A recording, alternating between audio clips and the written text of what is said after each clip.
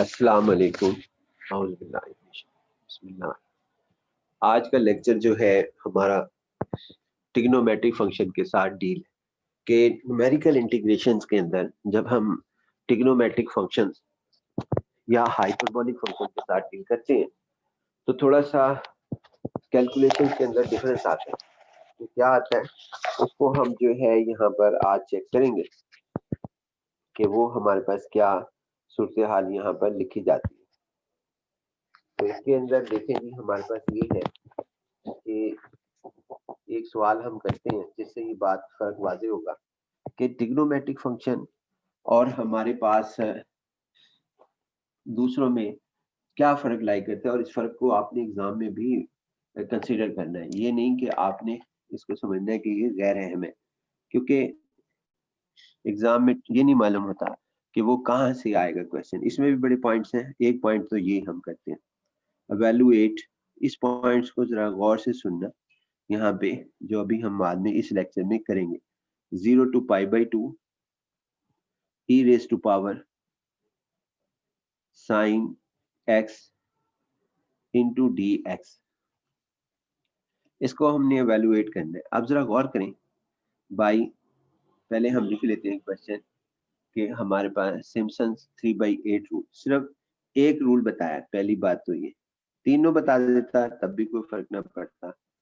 Simpson's 3/8 rule, ना n बताया ना h बताया इसके अंदर, और सॉल्यूशन तो हम ना अपनी मर्जी से ले सकते हैं। अपना सवाल को हल करने के लिए हम अपनी मर्जी से इसको हम हल कर सकते हैं। यानी कि कहने का मकसद क्या है कि आप अपनी मर्जी से इंटरवल ले लें, जितना बड़ा लेंगे उतना अच्छा रिजल्ट आएगा। हम अपनी आसानी के लिए और पेपर पॉइंट ऑफ व्यू के लिए हम ले लेते हैं कि take n is equal to 3। इसका मतलब है कि 4 पॉइंट्स लिए हमने, 4 पॉइंट्स, क्योंकि 3 इंटरवल है तो इसका मतलब है x नॉट 0 है और हमने x 3 जो है π/2 होगा। तो जब भी अभी आपके सामने ये यहाँ पर लिखा जाएगा तो x का कॉलम हम बनाते हैं जी, x और y का।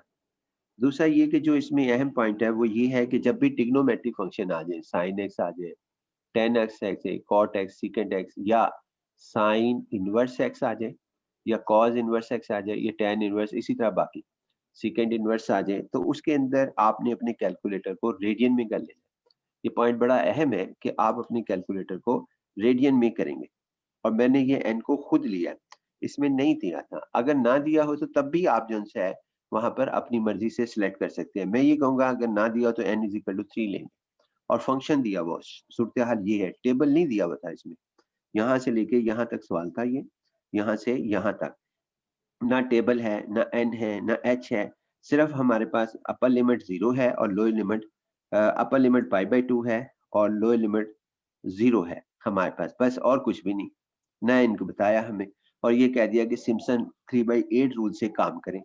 तो हमने n इज इक्वल टू 3 ले लिया। अब लोअर लिमिट जो है वो 0 है। इट मीन्स के x नॉट जो होगा वो 0 हमारे पास होगा, ये तो कंफर्म है क्योंकि लोअर लिमिट से हमने स्टार्ट लेना है। तो उसके बाद हम इसको ऐसे बना लेते तो ज्यादा बेहतर था। तो e की पावर 0 यूं ही बना देते हैं वर्टिकल, ये x हमारे पास और ये y जो कि e raise to power sine x होगा। क्योंकि हम जो यहाँ पर होता है ना, इसको इंटीग्रल को छोड़कर और इसको छोड़ के, जो ये इंटीग्रल और dx को छोड़ के जो होता है उसका नाम f ऑफ x होता है या y होता है।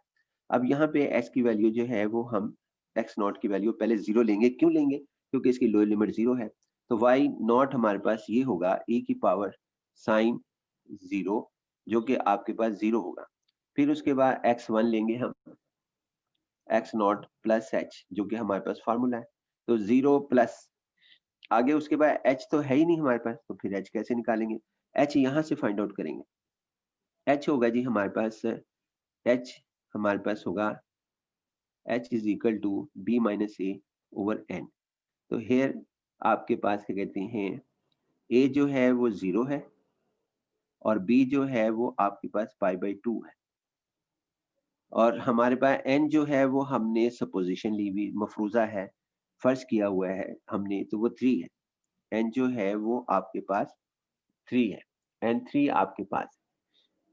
इनकी वैल्यूज रखते हैं जी, अपर लिमिट यानी π/2 और -0 ओवर 1 ओवर यानी कि 1/3। तो ये हमारे पास आ जाएगा यानी 1/3 π/2 -1, तो 1/3 इंटू π/2, तो h आपके पास होगा π/6।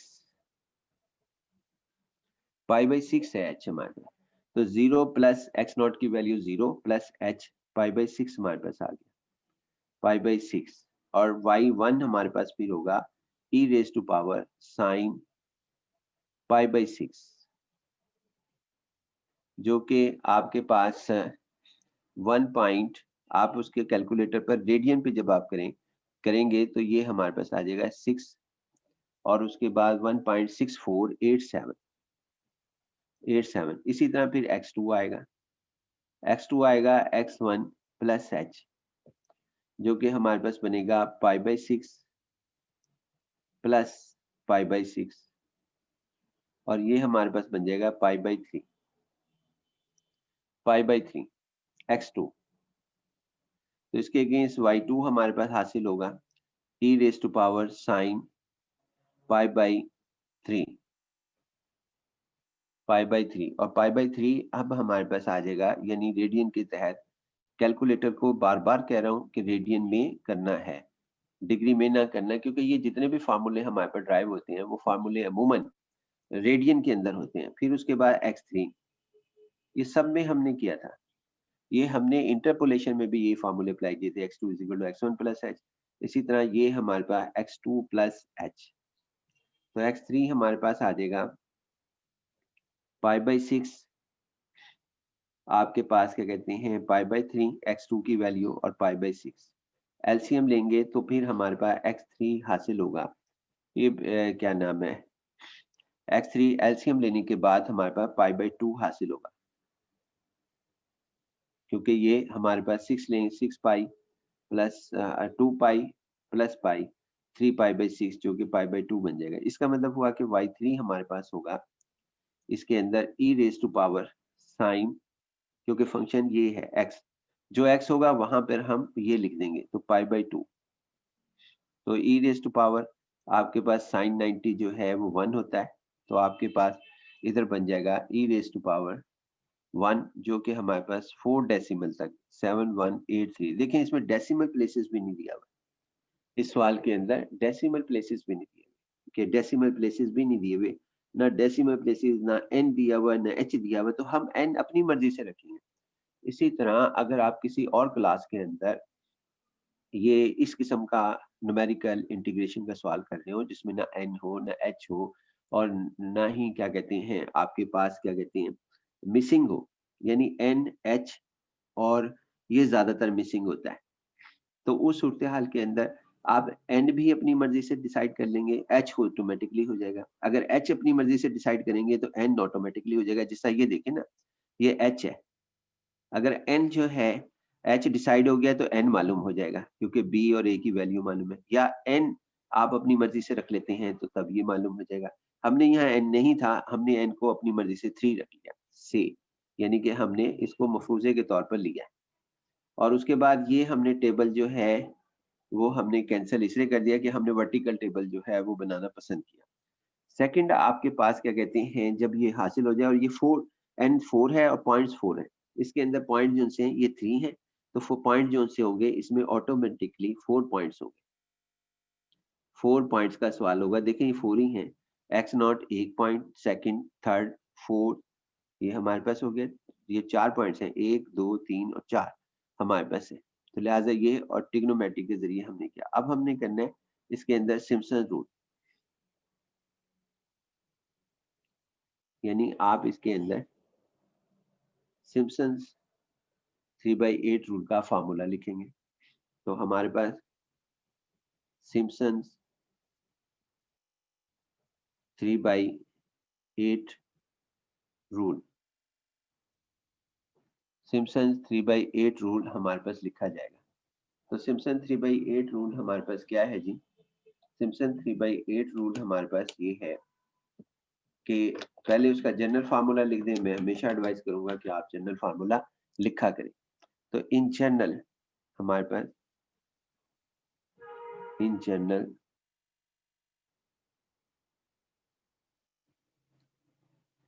फार्मूला जो बनेगा फॉर फाइनाइट नंबर्स, तो ये हमारे पास है integral x0 to xn f of x और dx is equal to 1/3h, sorry 3/8 h हमारे पास, और y0 प्लस yn, ये n फाइनाइट के लिए, n intervals, for n intervals के लिए हम जनरल लिखें इंटरवल्स प्लस समेशन, यानी यहां पर आ जाएगा 2 summation i is equal to हमारे पास 3 और i is equal to multiple of 3, यानी जो इसके इंडेक्स होंगे वो 3 होगा, 6 होगा, 9 होगा, ये हम पहले डिस्कस कर चुके। मल्टीपल ऑफ 3 और i is equal to n, यानी जो भी आपका लास्ट नंबर होगा वहां तक हम ट्रेवर्स करेंगे yn, और प्लस उसके बाद क्या कहते हैं 4 summation i is equal to 1, 0 और 1 के इसके दरमियान, चूंकि इसमें मल्टीपल ऑफ 3 जीरोस के बाद सबसे पहला 3 आता है इसलिए 3 लिखा, लेकिन अगर 1 से भी स्टार्ट लेंगे तो कंडीशन ये मजबूर कर देगी कि y3 से स्टार्ट लें। i is equal to multiple multiple multiple of, not multiple, इसमें नॉट है, नॉट मल्टीपल ऑफ 3 और i is equal to n। इस पे जितनी मर्जी कंडीशन लगा सकते हैं हम इधर, और उसके बाद ये हमारे पास लिखा जाएगा। अब इसके अंदर ये तो है जनरल फार्मूला, जो कि मैं आपको हमेशा एडवाइस करूंगा कि आप एग्जाम के अंदर इसको लाजमी लिखा करें, जिसका भी फार्मूला आप शुरू करें। तो Simpson rule for n is equal to, अब हम कर रहे हैं इसके अंदर n इज इक्वल टू 3 के लिए, यानी Simpson rule n is equal to 3 के लिए हम लिखेंगे इस रूल्स के मुताबिक। पेज जो है वो हमारा 7 है। तो Simpson's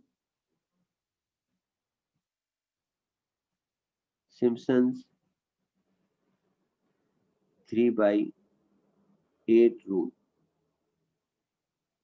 Simpson 3/8 rule for n is equal to 3, जो कि हमने खुद इसको डिसाइड कर रखा है कि n 3 लेंगे हम। आप लेना चाहे तो 10 ले लें, लेकिन मैं कहूंगा कि अगर एग्जाम में ना दिया हुआ तो n 3 लें, लेकिन बेस्ट 10 नहीं है। 3 से बेस्ट 10 है और 10 से बेस्ट 20 है, 20 से बेस्ट जो है वो 200 है, 200 से बेस्ट n की वैल्यू 2000 है। ये बेस्ट जितना ज्यादा बढ़ाते हैं, लेकिन n को 3 रख लेना जब एग्जाम हो, क्योंकि एग्जामिनेशन पॉइंट ऑफ व्यू से तो हमें ये होता है कि किसी तरह हमारा सवाल जल्द से जल्द हल हो जाए। तो लिमिट्स जो हम हल कर रहे हैं वो 0 और उसके बाद π/2 और e raise to power sin x into d x. तो यहाँ आ जाएगा 3/8 h और y0 प्लस yn 3, क्योंकि हम इसके मुताबिक रख रहे हैं, प्लस 2। अब इसके अंदर कुछ भी नहीं आएगा क्योंकि 0 और 3 के दरमियान में मल्टीपल ऑफ 3 है ही नहीं। फिर उसके बाद यहाँ पे 3 आएगा, सॉरी 3 आएगा, मेरे ख्याल पीछे भी गलत लिखा गया, 3 मैं भी सही कर लेता हूँ। 3 हमारे पास आएगा, 3 हमारे पास होगा multiple odd, not multiple of 3, तो नॉट मल्टीपल ऑफ 3 में y1 आएगा और y2 आएगा। यहाँ पे कोई वैल्यू नहीं आएगी, ना हम रखेंगे। पहले हम ना इसको करेक्ट कर लेते हैं यहीं पर कि ये आपके पास क्या कहते हैं, इसमें जनरल में फार्मूले में देखें ये 4 लिखा गया, 4 नहीं 3 आएगा, 3 हमारे पास 3 हमारे पास होगा, इसे हमने करेक्ट कर लिया 3। जनरल में यहाँ पे 3 है जो कि नॉट मल्टीपल ऑफ 3 के अंदर लिखा गया है।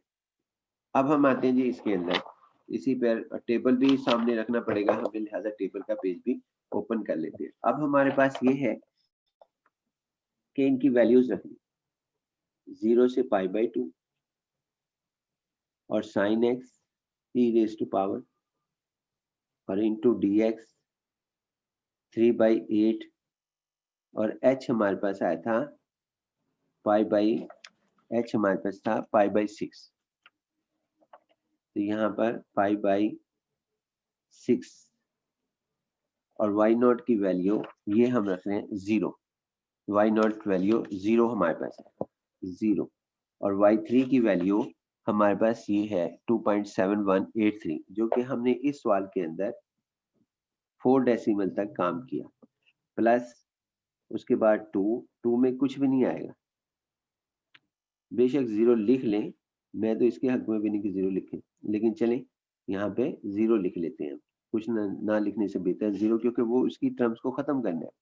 और 3 और y1 हमारे पास क्या आएगा 1.6487 1.6487 और प्लस y2 की वैल्यू 2.377 आप दोबारा नोट कर लें अपने कॉपी पर ये सवाल, फिर उसके बाद इसको आगे आगे करते रहे। तो ये हमारे पास ये लिखा गया जी। इसको जब हम हल करते हैं तो हमारे पास क्या कहते हैं 3π/8 हमारे पास है, तो 0 to π/2 e raise to power sin x और dx। अब हमारे पास ये आ गया π/16, क्योंकि ये कैंसिल हो गया 3 2s आर। उसके बाद ये हमारे पास आ गया इसके अंदर 2.7183 और इसकी जब कैलकुलेशन हम करते हैं तो ये हमारे पास आता है जी 4.026 या हमारे पास इसको जब हम टोटल करते हैं यानी कि सारों को हल करते हैं, पाई की वैल्यू भी रख लेते हैं, तो जो भी कैलकुलेटर पे आसानी से मिल जाती है 1.5206। तो ये हमारे पास इंटीग्रेट, अगर हम आम इसकी इंटीग्रेशन करते हैं ना तो वो आसान नहीं थी, ये जरा टेक्निकल इंटीग्रेशन थी e raise to power sin x और dx, लेकिन न्यूमेरिकल इंटीग्रेशन ने इसे हमें अप्रोक्सीमेशन रिजल्ट की तरफ ले गए। आप जो इसकी असाइनमेंट करेंगे वो ये कर लें, यानी कि आप इसके अंदर असाइनमेंट एक जो है वो यहाँ पर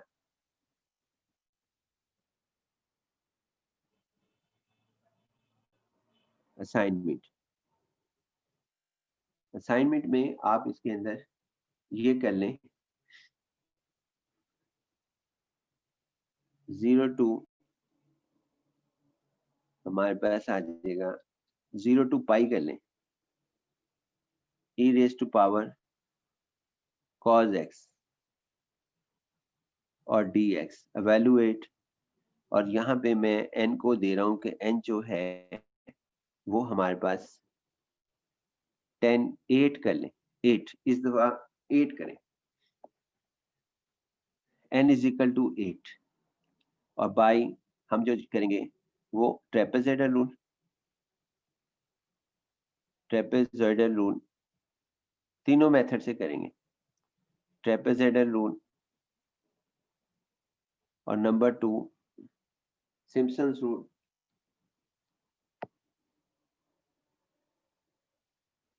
और इसके अंदर मैं ये नहीं लिखूंगा कि आप कंपेयर द एग्जैक्ट वैल्यूज, क्योंकि इसकी इंटीग्रेशन जरा मुश्किल है, तो मैंने इसे कहा कि आपके ऊपर ये बोझ ना डाला जाए।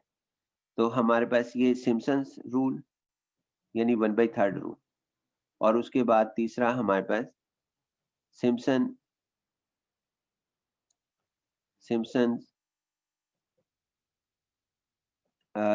सिम्पसन्स हमारे पास है 3/8 रूल, इसमें n की वैल्यू 8 रखी है जो हम यहाँ पे रख रहे हैं, यानी n जो है वो आपके पास 8 है। n इज इक्वल टू 8 हमारे पास। तो एक तो ये प्रॉब्लम हुआ, यानी आपके पास ये प्रॉब्लम हमारे पास करना है 1, और दूसरा एक और करें, वो भी मैं करना चाहूंगा यहाँ पर, उसकी भी ये असाइनमेंट है। आप व्हाट्सएप के ऊपर ये असाइनमेंट जमा कराएंगे इसके अंदर, तो उसके इसमें रेडियन में करना है। अब ये भी एक है, देखना जी, आपके पास 1 to 2 cos hyperbolic x into dx। अब इसके अंदर इसमें रेडियन में करने की जरूरत नहीं है, लेकिन क्योंकि हाइपरबोलिक फंक्शन जो है वो ट्रिग्नोमेट्रिक फंक्शन नहीं है, तो लिहाजा यहाँ रेडियन करें ना करें कोई फर्क नहीं पड़ता। लेकिन मैं हमेशा एडवाइस करता हूँ अपने स्टूडेंट्स को कि जब भी न्यूमेरिकल एनालिसिस के पेपर में जाएं तो सबसे पहला काम ये करें कि अपने कैलकुलेटर को रेडियन में ही रहने दें, उससे कोई फर्क नहीं पड़ता।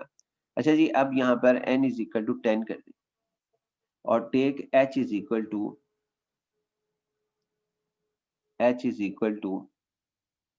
0.2 कर दें।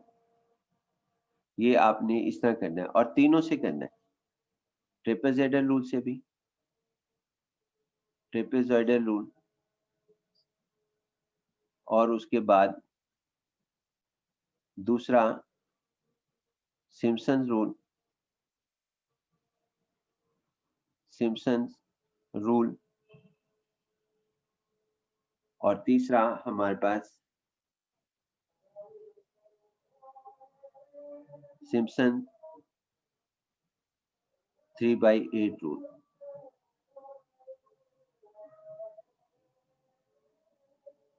इसके अंदर हमने हाइपरबोलिक और ट्रिग्नोमेट्रिक फंक्शंस के साथ डील करने का तरीकेकार सीखा। अहम पॉइंट्स के ट्रिग्नोमेट्रिक फंक्शन में रेडियन में काम करना है, और इसमें आपके पास दोनों ऑप्शंस हैं। याद रहे कि ये ट्रिग्नोमेट्रिक फंक्शन नहीं है, या tan भी आ सकता है, सेकंड हाइपरबोलिक भी आ सकता है, और हम इसके साथ करें। इसके अलावा इसके अंदर कंपेयर द रिजल्ट्स, क्योंकि ये आसान इंटीग्रेशन है।